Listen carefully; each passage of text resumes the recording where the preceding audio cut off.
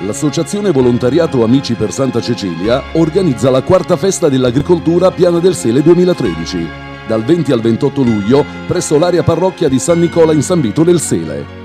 Stand espositivi, percorsi gastronomici, spettacoli musicali in una manifestazione unica nel suo genere. Un programma ricco di gastronomia, eventi, da sabato 20 luglio con l'inaugurazione, l'esibizione degli sbandieratori Nuovo e Lion, live music con Enrico e Lucia Persico. Concluderà la serata Enzo Amato.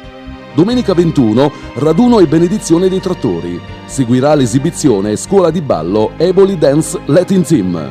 Lunedì 22, musica con gli Isopop e conclusione con Pino Persico. Martedì 23, ospiti della serata, le scuole di ballo Gonosen e proseguimento con il gruppo cubano. Concluderà la serata Enzo Criscuolo Live. Viva le donne con le minigonne, con i taccaspillo di bande sul Un meraviglioso spettacolo con i suoi grandi successi e tante novità. Mercoledì 24, Carmine Pinto e la sua band. Concluderà la serata il comico Oscar Di Maio. Giovedì 25, gara canora in collaborazione con radioeboli.it ed ospite a sorpresa. Venerdì 26, Francesco Merola in concerto.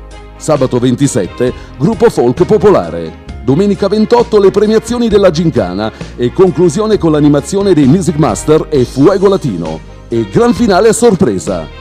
Ricorda, l'ingresso è gratuito e ti aspettiamo alla quarta festa dell'agricoltura, Piana del Sele 2013, dal 20 al 28 luglio a Santa Cecilia di Eboli. Non mancare!